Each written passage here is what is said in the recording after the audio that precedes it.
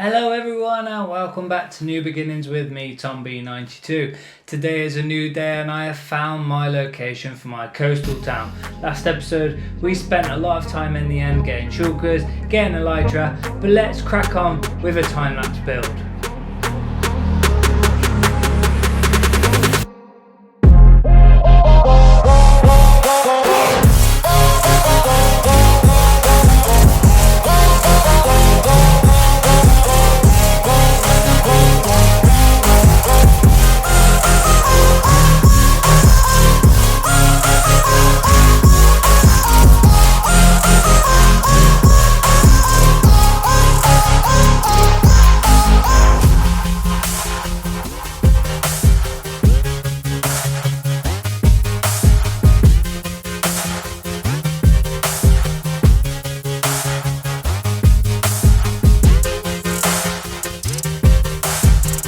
Now I hope you all enjoyed that time lapse, and if you did, please do remember to like the video and do subscribe to the channel. Everything you do helps out a great deal. We haven't been on YouTube for very long and we have already had decent success, and do remember to stick around to the end of this video where I'll talk about what my future of this channel is, where my series is going to go and what might be coming up for me in 1.19.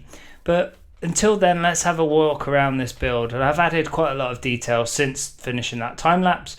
Added in plenty of vines, plenty of berry bushes, plenty of leaves, and then added a little path in the end here with some netherwort, some wheat, and again some berry bush. And it's a nice little detail, and we'll be able to start adding it to where our future build might be, or our future coastal town might be, somewhere over there. Now, speaking of my coastal town, this isn't going to be my permanent base. This is just going to be my gateway to this lovely coast over here, and so for what I needed to do is it's going to serve a purpose. Over here we have our mass storage where we've got cobblestone, deep slate, dirt, sand and netherrack, and over here we've linked it up to the nether. We've got our nether portal in over here, some barrels for some farming stuff. Up at the top on this like a mezzanine floor here we've got ourselves our bed, and up at the very top floor I've got ourselves all our extra storage, you know, for everything else that isn't going to be in bulk. And what we want to look at doing for the rest of this episode is getting back working with some villagers. And we want to start building ourselves an iron farm. Now, for us to build an iron farm, we need to find a village, because we are probably somewhat 4,000 blocks away from where we were to begin with. So I don't particularly plan on bringing the villager breeder over. I'm going to bring over all the villagers that we've got some great trades with, but we also need to find ourselves a decent flat area for us to start building upon.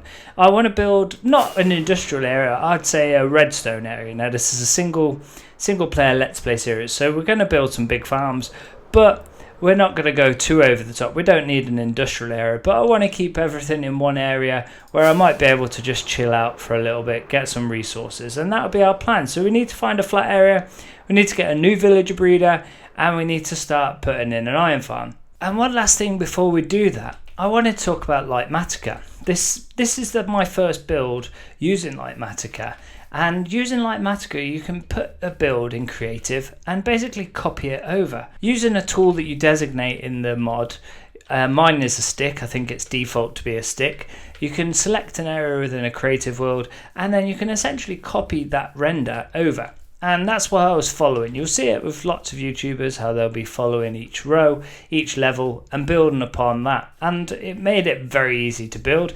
I think this whole build took me 20 minutes plus some additional decoration. So it was a great lifesaver, a great time saver, and it's going to be something that's going to be invaluable for me going forwards when I can put some bigger builds together, because sometimes it's so hard putting these little extra details in survival. You know, you have to come up here, add in a bush, take a step back, oh, does it look okay? And I'll be able to do all that in creative. It'll be a lot quicker. So I actually decided against building a new villager breeder. This is the old one that we built earlier on in the series, and I had a bit of an explosion.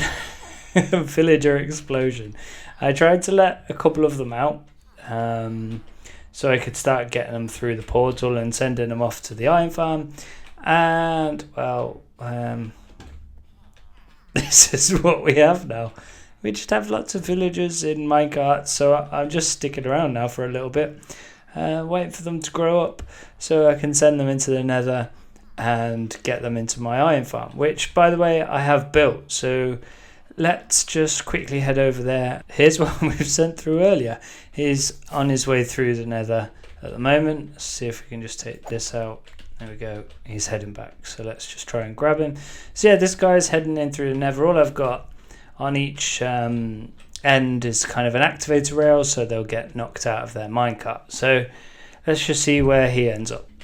So here we are near our portal for our industrial area or redstone area. So yeah, just a simple activator rail. Once he comes up, pop, Minecraft loads in and he goes through. So on the other side, I'll load it up, but we just have like a glass cage. So I have to do a bit of work to get them going. Excuse me. Oh, we're already down here. So let's try and get you in a cart because, you know, villagers and that. Saw there was one down here. Oh no, he's off. This is reminiscent of earlier on in the series where villagers just go off on one. Now, over in the background here is the iron farm that is built and prepped. I just need to move the villagers in, so maybe he'll see a bed and try and map to it. I honestly don't know. Don't know how good Java villagers are. See if we can just get him. There we go. Okay. Now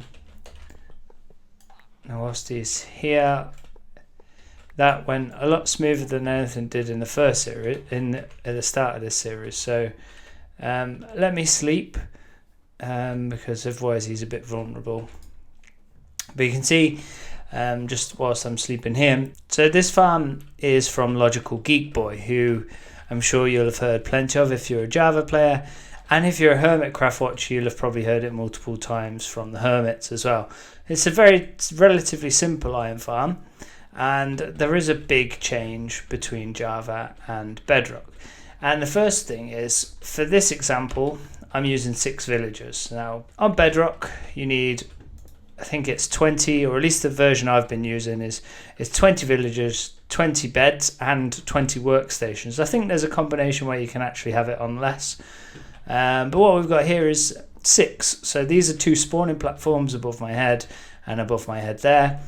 And then iron golems can spawn within 8 blocks of the villagers. So all these buttons here are all these pistons here are spawn proof with buttons on top. We'll take away the platforms here, and then the golems won't be able to spawn. They'll just spawn in here. The water will push them into that corner, and they'll fall into that lava blade, and all the goodies will go into the chest that we've got set up. I had a bit of fun trying to get a zombie in place, the iron zombie here, but he's here now. And he's going to be the key mechanic to this whole iron farm. The zombie will scare the villagers. They won't be able to sleep, and they'll get scared, which again I don't think is a mechanic within Bedrock as to scaring villagers. I think you just get a time period where golems will spawn. So again, another big mechanic difference between the two parities, and that can enable you to get the golems to spawn a bit quicker on the platforms because they'll just be scared. Well, let's go get that villager up here. Again, I've got an activator rail up the top, and he'll just get poked out, or I guess activated out, and that'll get me 2 villagers. So now we've seen this do all the hard work, which is going to take quite some time because, yeah, 6 villagers from 4,000 plus blocks away. Even in the nether is 500. So yeah, a lot of work to get done. So we've managed to now get all of our villagers up. You can see over there, the first 3 are all in their beds, and we have our 3 waiting here. What we need to do now is what's certainly going to be easier for me to do, is wait for night. And once night time comes, they'll go and sleep in their beds, and we'll pretty much be ready to go. I'll just clear up the platform around it, and then I can raise the blocks blocking the zombie currently. So let's fast forward. So we are now at night time, and I don't know, these guys are being a bit weird. No, they're not nitwits, are they? So they should be sleeping. So one thing I could do, is wait for him to get back on, and then in theory Oh, here you go. He's liked that. So he's asleep. What I was going to do was kind of lock him in. But this guy... Just, oh, there we go. There we go. Perfect. I just needed to give him a nudge. So we'll just clear up this platform. I'm really hoping that's a visual glitch, because they were there a moment ago.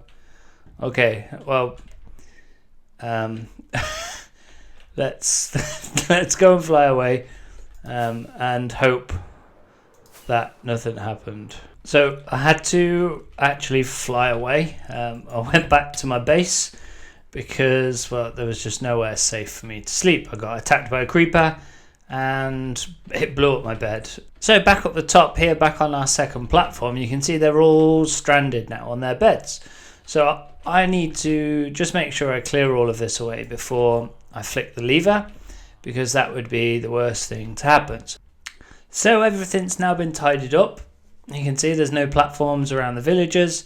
They're all just living on the ends of their beds away from the zombies. So let's go and flick that lever and let's see if some golems spawn. And the lever is flicked and we're just going to move away, so hopefully the zombie doesn't want us. Oh, there we go. Yeah, we've got those golems already. That did not take long whatsoever. We've got golems on both sides. And now we should have an infinite source of iron. That's brilliant, and that is going to help us out a great deal for the rest of this series. Yeah, I'm happy with today. I'm happy with what we've done. We've managed to put ourselves in a new build.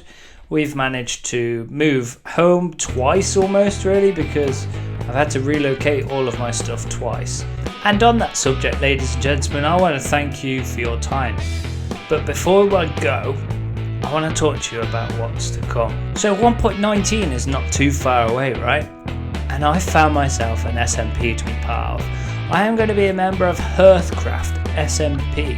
It's going to be entering their third series, and they are a lovely bunch. I've already had some chats with them, and there's lots of exciting things to come. So come 1.19, I will be a member of Hearthcraft SMP, which is so good. I'm so excited. It's been some time now since I've been part of an SMP, and I do feel like I'm missing out. But we're having fun here, and we now have ourselves an iron farm. So once again, thank you for your time in watching today. Please do remember to like and subscribe to the channel, and I will see you next time.